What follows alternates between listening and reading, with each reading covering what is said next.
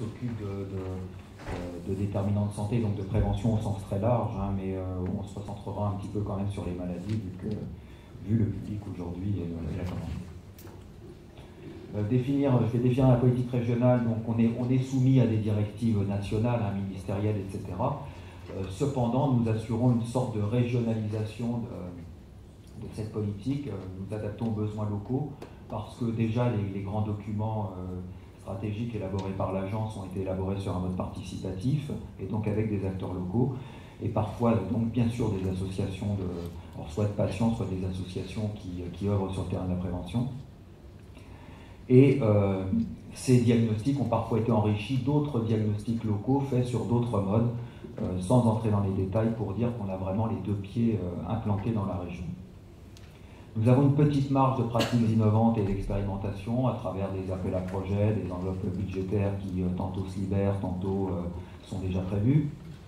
Ici, dans le cadre dans lequel je vais parler, pour les activités physiques, on applique principalement le plan national nutrition santé, que vous connaissez tous, le plan obésité, le plan bien vieillir, le plan qualité de vie des personnes atteintes de maladies chroniques, et enfin je voudrais souligner qu'on a aussi quelques orientations qui sont définies par le ministère des Sports, bien que nous soyons au ministère de la Santé. Sur le plan de l'application donc, de cette politique d'activité physique et sportive, l'ARS a un rôle propre qui tient essentiellement ces appels à projets que je développe un petit peu tout à l'heure. Et surtout, nous travaillons en partenariat institutionnel pour beaucoup avec la direction régionale jeunesse, sport, cohésion sociale, donc ministère des Sports, hein, que je viens d'évoquer. Évidemment, nous travaillons également avec les acteurs de terrain qui sont chargés de l'application de cette politique, là aussi principalement à travers un appel à projet que nous lançons. Je ne vais pas être très long là-dessus, passer assez vite à la pratique. Simplement, cette politique de promotion d'activité physique, elle consiste bien sûr à vouloir éviter l'apparition de maladies, alors chroniques ou pas, mais principalement chroniques, ou de leurs complications une fois qu'on est déjà malade, mais elle comporte également une très forte dimension qualité de vie, autonomie, bien-être, vie courante. Alors là aussi, qu'on soit malade ou pas, mais par exemple pour la qualité de vie et de l'autonomie, c'est vrai que ça concerne essentiellement des personnes malades. Dans le champ de la prévention universelle, nous allons nous intéresser à des populations essentiellement enfants, adolescents, jeunes, ou ce qu'on appelle la population générale, je définirai un petit peu plus loin. On fait également de la prévention orientée, c'est-à-dire vis-à-vis de certaines maladies ou de certains risques en particulier. Et ici, donc, pour ce qui concerne les activités physiques, on pourra évoquer la grossesse, le vieillissement et le surpoids. Et enfin, prévention ciblée grâce aux activités physiques chez les malades. Je rappelle que nous avons un souci particulier pour les populations vulnérables. Ce qu'on entend habituellement par une vulnérabilité financière et sociale, mais ici évidemment, on peut parler aussi de la vulnérabilité liée à la maladie ou à la restriction d'autonomie qu'impose la maladie. Le cadre de vie local peut être un frein également. Là, c'est tout le contexte dans lequel on peut ou pas, dans lequel on vit, et dans lequel on peut ou pas avoir d'activité physique, et s'il y a des trottoirs, s'il y a des parcs, s'il y a des vélos, des pistes cyclables, etc. Et enfin, le cadre de vie général qui, lui, rejoint le champ des inégalités sociales de santé et la vulnérabilité sociale. On parlera un petit peu tout à l'heure.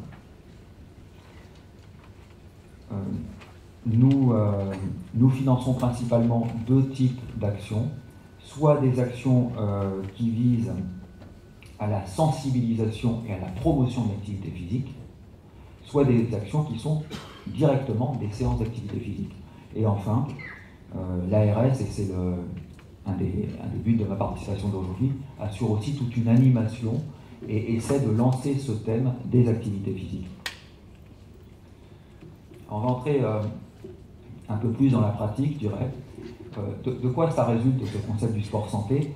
D'un changement de vision totale au milieu des années 90. La DRGSCS a fait aussi sa révolution culturelle, le ministère des Sports. Avant, le sport, c'était la condition physique, la performance. Et maintenant, c'est devenu la promotion de la santé. Alors certes, à une intensité inférieure, mais quand même. Ces activités physiques et sportives sont un facteur protecteur majeur, notamment pour lutter contre la mortalité évitable.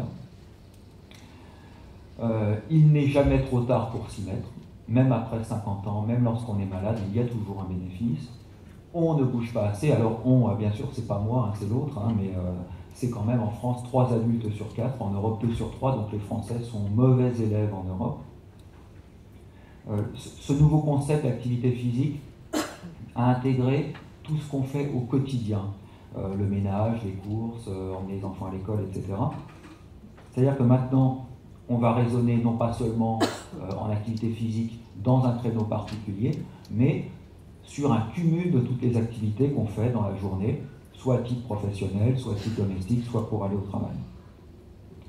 Une autre innovation, entre guillemets, c'est qu'un fractionnement est possible. C'est-à-dire qu'on ne tient pas compte que d'activités faites d'un seul tenant. On peut très bien cumuler des périodes d'activité physique dans la journée, à condition que celle-ci dépasse 10 minutes, avec un plateau qui se trouve à 60 ou 90 minutes par jour, 60 à 90, 3500 kcal par semaine. Alors je ne sais pas si certains d'entre vous ont des vélos d'appartement et regardent le compteur avec les calories.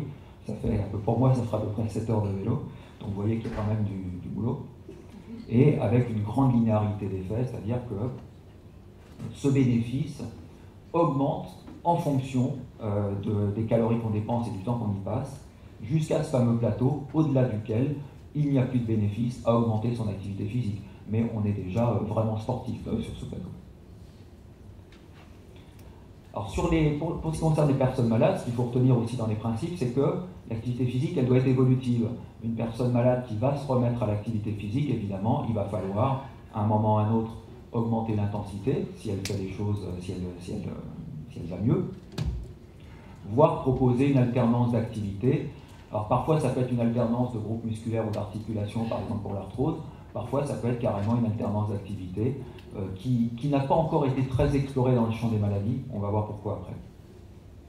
Il y a des précautions à respecter, pardon. Ces précautions sont essentiellement des précautions de bon sens. Il ne faut pas se fouiller beaucoup pour trouver. Les maladies en poussée, les périodes d'instabilité, il vaut mieux éviter. De toute façon, il est vraisemblable que la personne ne sera pas très partante. De même, une personne en phase de traitement aigu de son cancer, c'est illusoire. Il y a, en dehors des effets positifs sur la maladie, des effets collatéraux qui sont majeurs et qui sont positifs. Sur la qualité de vie, sur la douleur, sur la fatigue. Donc on est vraiment dans un concept de soins de support qui est tout à fait émergent. Sur la force et la mobilité, donc sur l'autonomie directement, sur l'anxiété et la dépression, et sur la sociabilité. L'anxiété et la dépression n'allant pas sans la sociabilité en général. Il y a quelques effets négatifs qu'il est de notre devoir quand même dont il est de notre devoir d'informer les patients, qui ne sont pas bien graves. Quand même, il faut savoir que le sport, quelle que soit la personne qui le fasse, multiplie par 2 le risque de mort subite, c'est incompressible. On ne va peut-être pas faire peur avec ça, ça reste rarissime. On en entend parler quand c'est un homme politique, par exemple, qui tombe après son footing, ou récemment le président de la Fédération française de natation. Et quelques douleurs articulaires, quelques troubles tendineux, etc. Donc il faut quand même en informer un peu les personnes. Moi j'ai retenu essentiellement 2 phrases qui me semblent vraiment très très importantes. La Haute Autorité de Santé dit qu'il ne s'agit pas de promouvoir une activité physique de type sportive pour tout le monde, mais des activités physiques adaptées à chaque patient, en utilisant les principes et les méthodes de l'éducation thérapeutique du patient. Ces méthodes, c'est quoi? Vous les connaissez sans doute. C'est d'essayer de partager avec le patient des objectifs, de voir quelle est sa motivation, de voir quelles sont ses représentations, de voir ce qu'il va être capable de faire, de ce qu'il va souhaiter faire, et d'essayer de le mettre en lien avec des recommandations idéales, parfois idéalistes d'ailleurs, vers lesquelles on va essayer de tendre.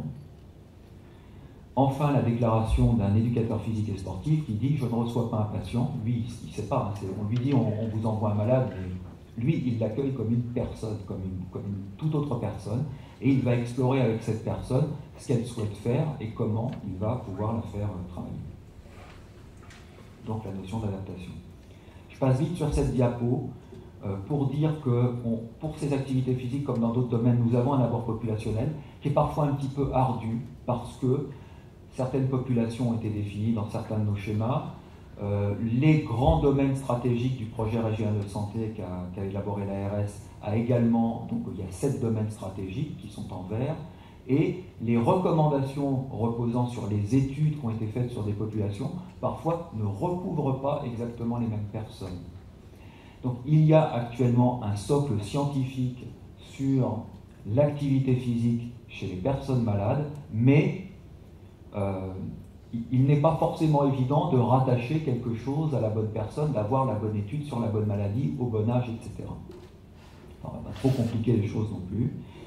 Je vous laisse la diapo, je ne la commande pas. Elle montre donc ces différences de population que nous avons, mais qui ne sont pas dans la pratique très très gênantes. Cœur du sujet, si je puis dire, pathologie cardiovasculaire est présentée, donc les activités physiques sont abordées de plusieurs façons. Vous avez un abord par pathologie. Voici une liste des maladies ou des situations pour lesquelles l'activité physique, les activités physiques et sportives, pardon, très important, on y reviendra après, ont été démontrées comme efficaces. Alors, par exemple, pour les cancers, c'est pas tous les cancers, c'est le 5 colons, je ne vais pas entrer dans les détails, je n'ai pas le temps. TMS signifie trouble musculo-squelettique, ce sont des activités physiques particulières. Les maladies neurodégénératives sont émergentes actuellement dans ce champ. Les troubles anxio-dépressifs, on l'a vu, l'activité physique peut être bénéfique même quand on souffre d'une autre maladie et qu'on a à cause de cette maladie une anxiété ou une dépression, mais aussi en tant que tel pour les troubles anxio-dépressifs. Et enfin, les troubles de l'équilibre qui ont déjà été évoqués notamment par la mutualité, je crois tout à l'heure, et la fameuse sarcopénie à la fonte musculaire musculage. Quand on aborde par activité, là c'est quand on se trouve devant le monde du sport. Le monde du sport, lui, il a ses fédérations, fédération olympique, affinitaire, donc par sport, ou fédération multisport. Alors pour les fédérations olympiques, eux, c'est, il y a la fédération de randonnée, il y a celle de natation, il y a celle d'athlétisme, il y a celle de kayak, etc. Et depuis ce virage du milieu des années 90, et parfois par réelle motivation, parfois un petit peu par opportunisme, voyant s'ouvrir un champ nouveau pour eux, essaie de montrer que son activité convient à un certain nombre de maladies, avec parfois des commentaires ou des choses qui sont un petit peu étonnantes, mais je n'ai pas le temps de m'étendre là-dessus. Donc, les fédérations multisports, il y en a 2 qui sont très visibles pour moi, EPMM, éducation physique dans un monde moderne, et EPGV, éducation physique et gymnastique volontaire. Il y a des activités qu'on peut considérer comme frontières. Certains vont peut-être hurler quand je vais dire que je mets le yoga là-dedans. Pour certains, c'est réellement un sport. Tout dépend de l'intensité. Hein.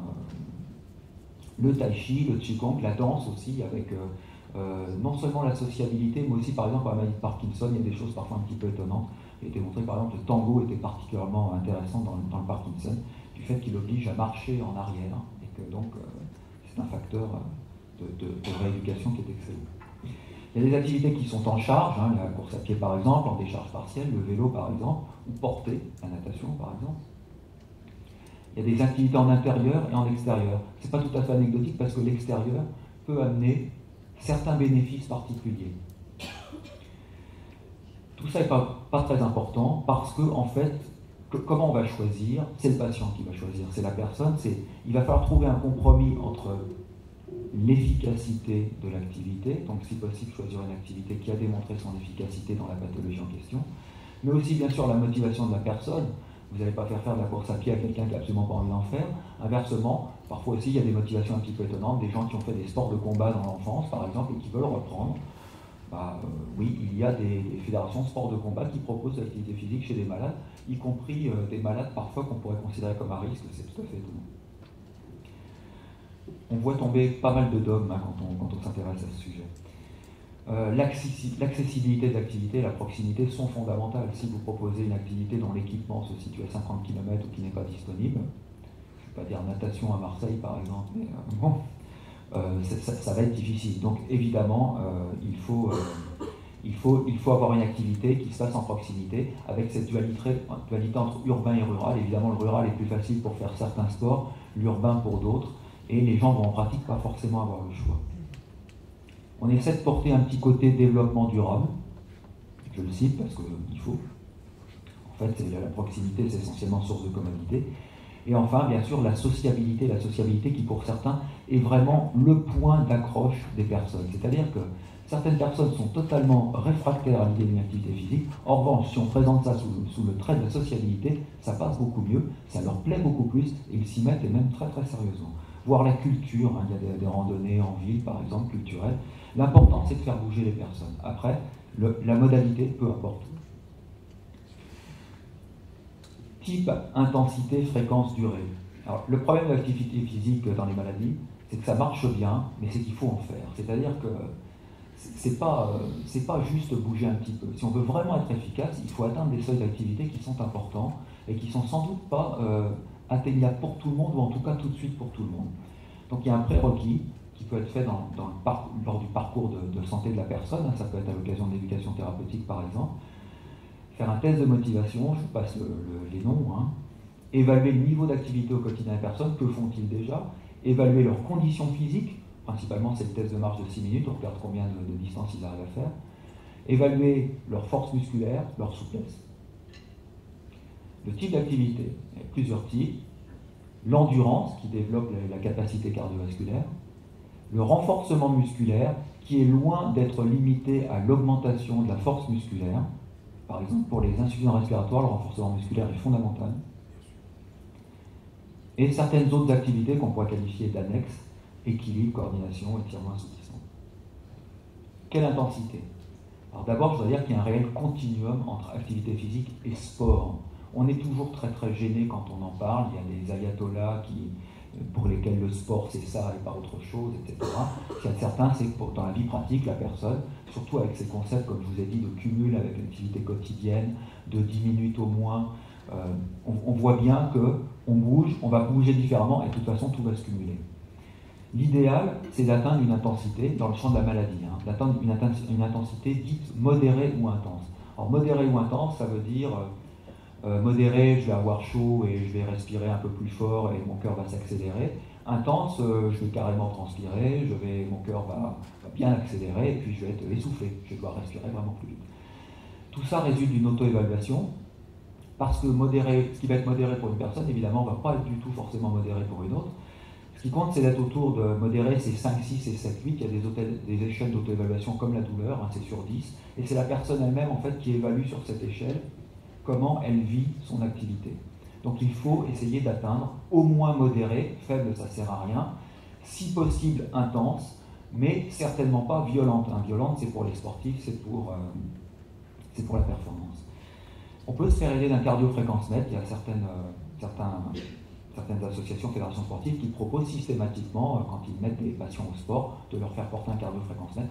Vous savez qu'en fonction de votre fréquence cardiaque par rapport à votre fréquence cardiaque maximale, on peut déterminer dans quel champ vous êtes. Est-ce que vous êtes en modéré, en intense, en faible ou en violent pour vous-même. Pour le renforcement musculaire, on propose des renforcements contre-résistance avec des exercices qui mobilisent les principaux groupes musculaires, les bras, les jambes, le dos, etc., en proposant des séries de 10 à 15 par groupe musculaire. En ce qui concerne la fréquence et la durée, qui sont indissociables, la durée c'est 30 minutes et la fréquence 5 fois par semaine quand on fait 30 minutes.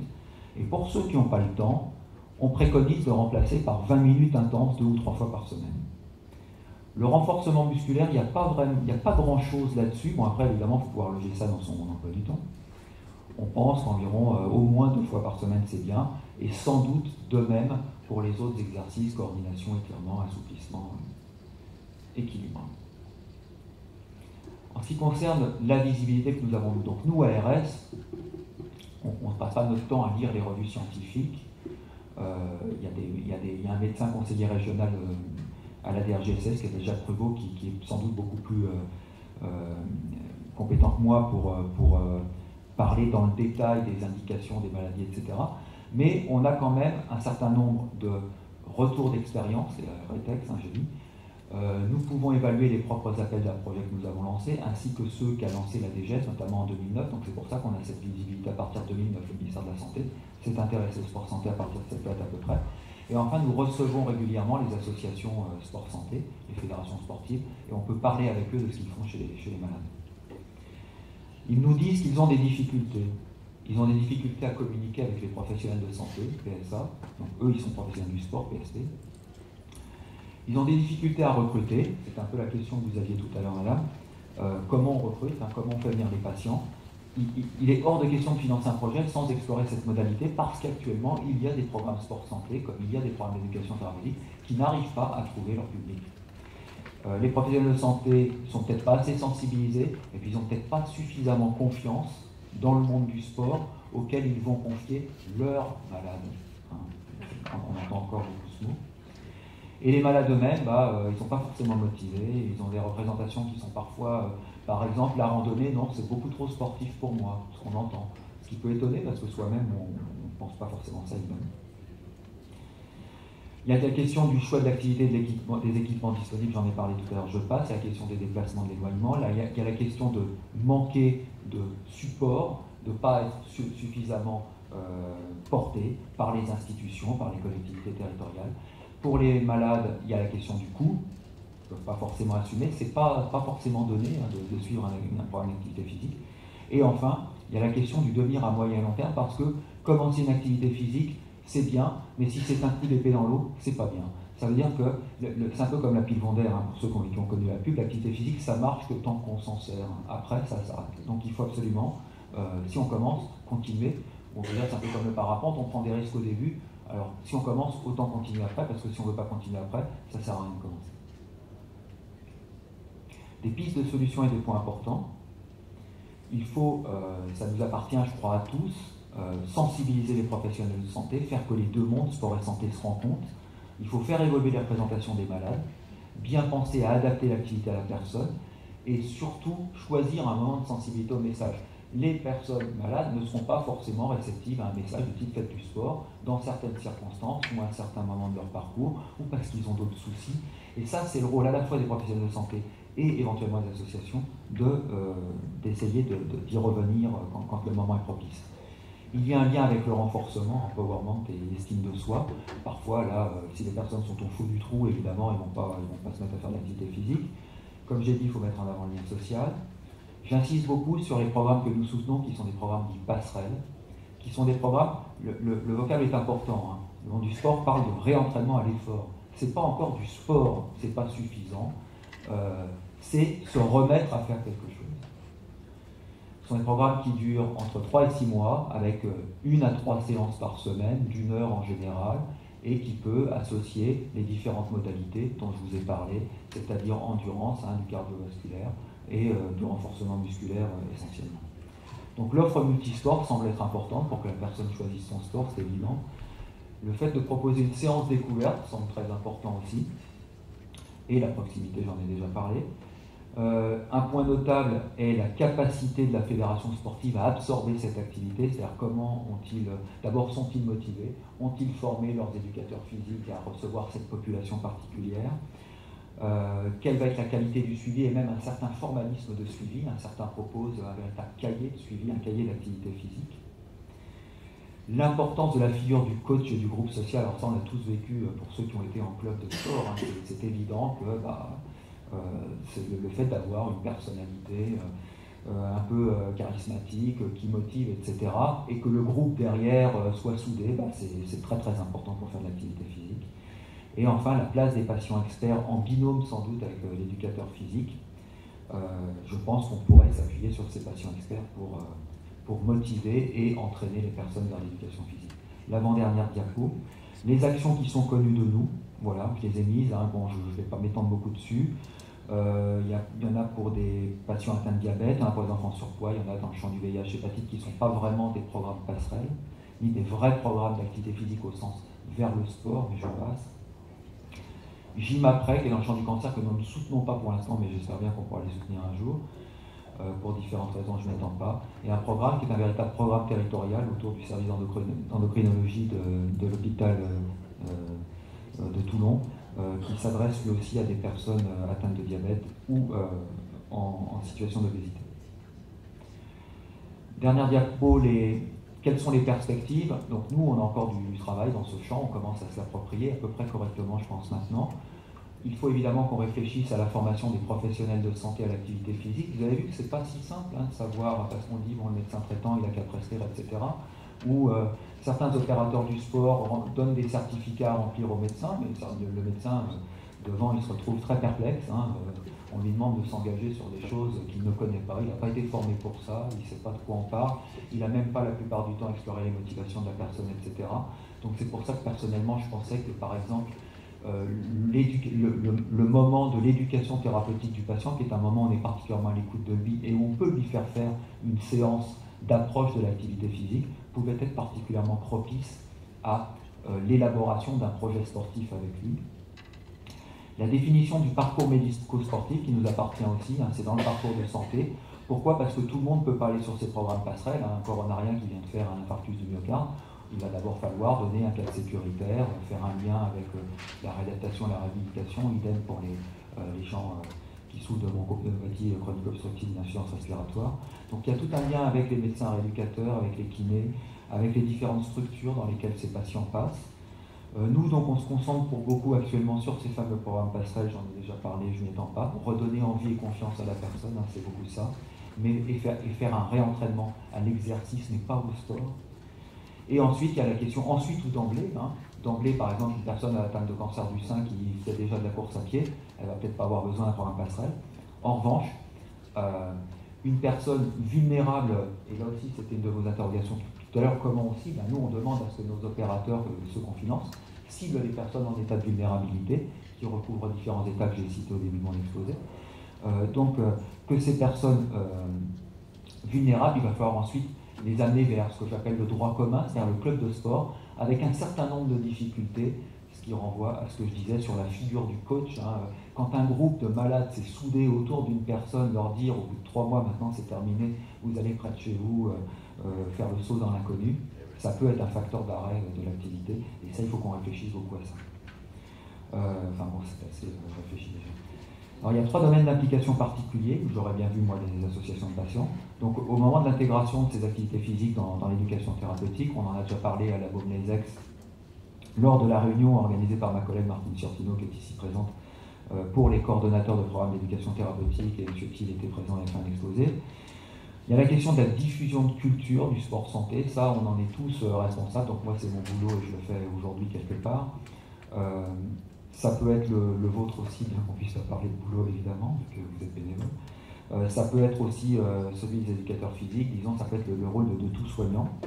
Et enfin, il y a la question de l'accompagnement. On a vu quelle était l'importance du soutien à la personne, de l'accompagner au long de son parcours, d'essayer de le motiver pour faire cette activité. Alors, en l'absence, pour l'instant, bon, il n'y a pas beaucoup de systèmes, on citait les appartements de coordination thérapeutique tout à l'heure, il y a quelques systèmes d'accompagnement dans le champ médico-social pour les malades chroniques, mais pas tant que ça. Et je crois là aussi que les associations de patients peuvent avoir un rôle vraiment majeur. Je vous remercie.